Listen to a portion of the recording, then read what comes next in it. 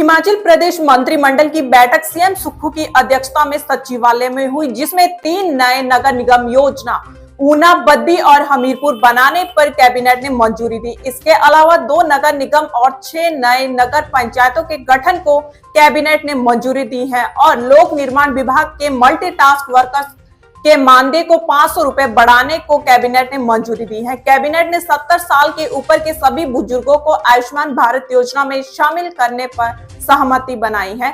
विधवा, एकल व दिव्यांग महिलाओं को घर बनाने को 3 लाख रुपए सहायता देने पर भी कैबिनेट की मंजूरी है। इसके अलावा राजीव गांधी स्टार्टअप योजना में 50,000 किराए पर सरकारी विभाग में ई टैक्स लगाई जाएगी। हमीरपुर मेडिकल कॉलेज में 20 रेजिडेंस डॉक्टरों की भर्ती को भी कैबिनेट ने मंजूरी दी है। कैबिनेट के निर्णयों की जानकारी देते हुए राजस्व मंत्री जगत सिंह नेगी ने बताया कि आज कैबिनेट की बैठक में सीपीएस मामले में भी चर्चा हुई और सरकार हाईकोर्ट के फैसले को सुप्रीम कोर्ट में चुनौती दे रही है। सीपीएस के मसले में भी जो है चर्चा हुई है। इसमें जो है हाईकोर्ट के फैसले के खिलाफ में जो है हम सुप्रीम कोर्ट जा रहे हैं और सुप्रीम कोर्ट में ही अब आगे की जो है बात बनेगी। सर, कुल कितनी पोस्टें हैं ये जो आप बता रहे हैं? अब मैंने टोटल तो अभी किया नहीं है, पर काफ़ी पोस्टें हैं जो डिटेल में मैंने आपसे साझा किया है। सरकार का 2 साल का कार्यकाल पूरा हुआ है, क्या कोई समारोह आयोजित करने पर आज चर्चा हुई है? हाँ, अभी उसका फाइनल नहीं हुआ, पर जो है एक फॉर्मल बात उस पर हुई है। सर, ये जो सीपीएस वाला मामला है, ये इसमें किस बेस पे सरकार सुप्रीम कोर्ट में जा रही है? क्योंकि एक्ट को तो निरस्त कर दिया हाई कोर्ट ने। बीजेपी ने क्या विधेयक भी फाइल किया है इस पे? जब कोई भी एक्ट हाई कोर्ट के द्वारा उसको अनकॉन्स्टिट्यूशनल या इलीगल घोषित किया जाता है तो नेक्स्ट जो हाईएस्ट कोर्ट है हमारा सुप्रीम कोर्ट है, तो हम अपने सुप्रीम कोर्ट में जाकर हम अपनी दलीलें वहां पेश करेंगे। सर, आपके मंत्री धर्माणी जी ने कहा कि सुप्रीम कोर्ट जाना ये सरकार के लिए ऑप्शन अच्छी नहीं है। उन्होंने कहा कि मेरी निजी राय है। ये उनका धर्माणी जी का अपना ख्याल हो सकता है।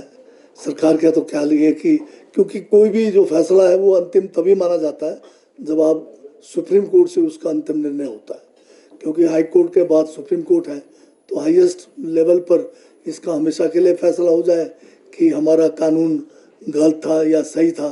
हमारे हिसाब से तो जो हमने सीपीएस का कानून बनाया, ये कानून बिल्कुल जो है कॉन्स्टिट्यूशन के परिधान उसके तहत था, उससे बाहर नहीं था।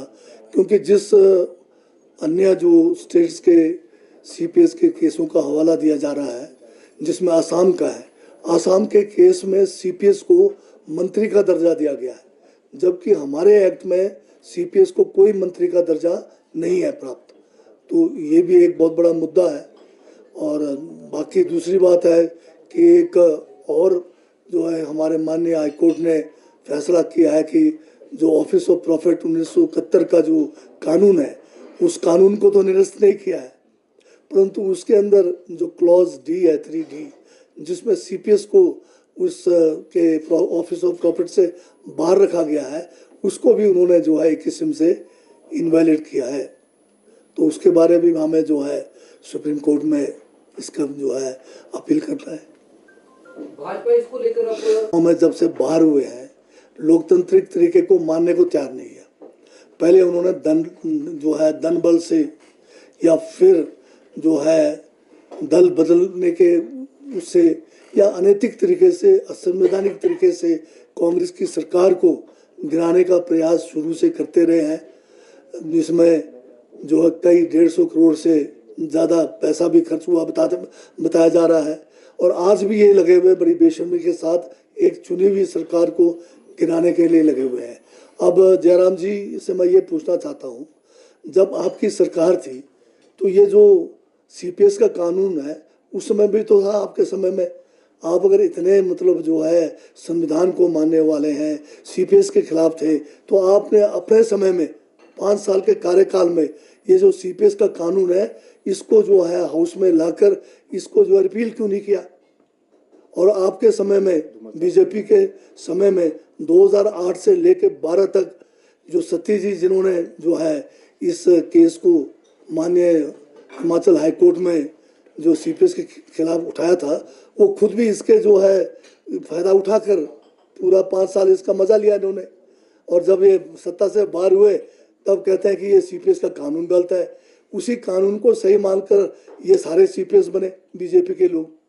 तो आज जयराम जी का ये कहना कि ये जो है असंवैधानिक है, ये जो है गलत है, ये सारी बात जो है केवल सत्ता पाने के लिए इनके तरफ से ये तर्क दिए जा रहे हैं। जब इनको मौका था, अगर ये गलत कानून था तो इसको रिपील क्यों नहीं किया गया 2000 जब ये 17 के बाद इनकी सरकार 2023 तक 22 के दिसंबर तक थी।